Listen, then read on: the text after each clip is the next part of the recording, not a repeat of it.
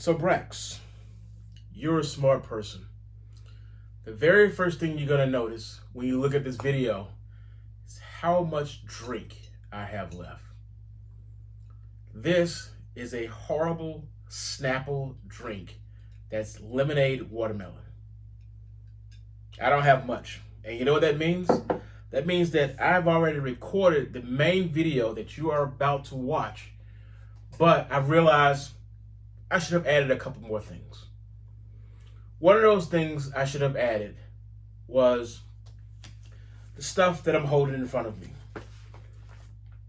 Special effects magazine, drawing, comic book. Also, there we go, that's a good one.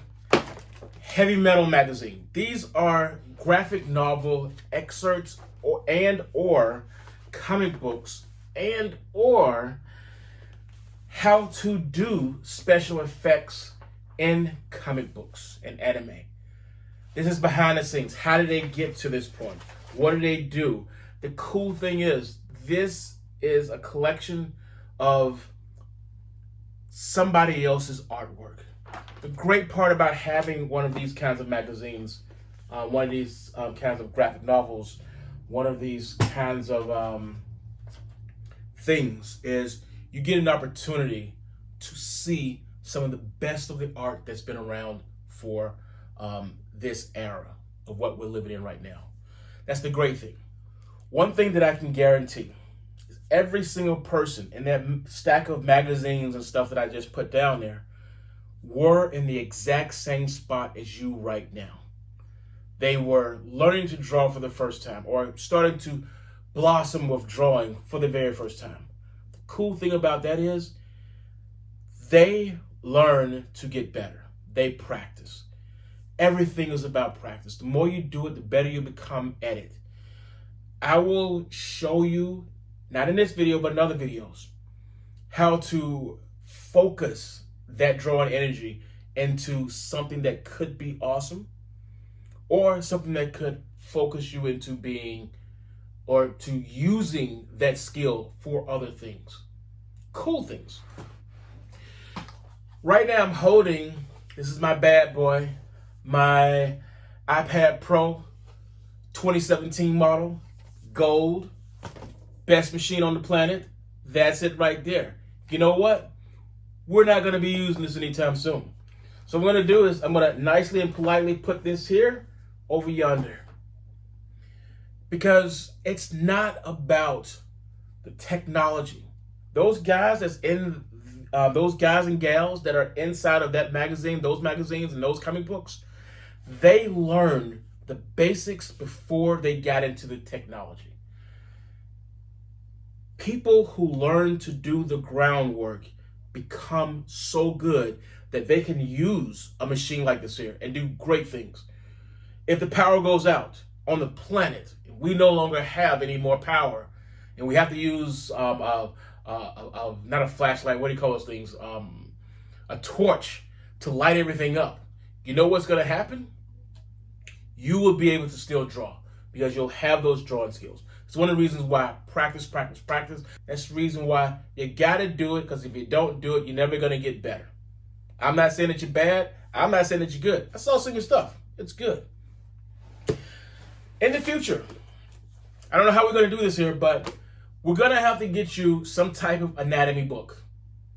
Now, there's a man named Looms who passed away a long time ago. It is unfortunate he passed away a long time ago, but he was an older guy. These things happen. The great part is all of his books. Is this from Looms? Is this a Looms book? I'm not 100% sure. Is it a Looms? It is not. All of his books are now free for use. I actually have some PDFs. The drawings that this guy drew of the anatomy of the body are some of the best perfect formed bodies you could draw. It's using the rules of 8 heads for a body. You got to see it to believe it, and when you try it, you'll realize that you can mathematically draw the human body that is in perfect proportion using math. I'm not the best at it. I'm not the best at this whatsoever. The next thing I wanted to talk about was I mentioned the ink pens and stuff that's in front of me, the brushes and stuff. One thing I forgot to talk about was this. This is a old-fashioned quill type pen. It has a blade at the top. Oh my God, it doesn't come off anymore, does it? Nope. It has a blade at the top. And what you do is you dip it into ink and then you draw for a few seconds. You don't have a lot of ink in here. It's like an ink well that it drops into, and then you kind of draw with that for a few moments, and then it fades away. This is a quill or inkwell type pen. I have one. I think I only have one. I don't have another one. But over time, you will start getting strange supplies because you'll buy it because you want it, not because you need it. As I was talking about papers, I never showed you my private stock. This is my private stock of papers.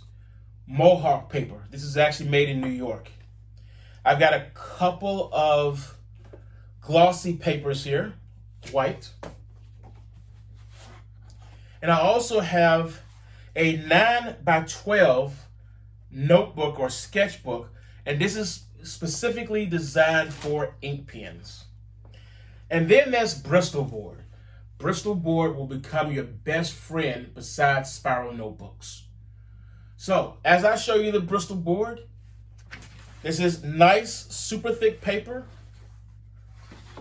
It does come in different series. The series that I have right now is 300 series, which is a little bit on the coarse side, but it's also smooth enough so you can make nice straight lines using a ruler or a straight edge of some type. This is 20 sheets, and it's 9x12. 20 sheets. Whereas the other one over here, you see that right there? The other one here is 9x12 as well, but it actually has 40 sheets. I probably paid about $10 to $15 for each one of these. It's worth it. Paper, good paper is worth the money. You will learn that in the future.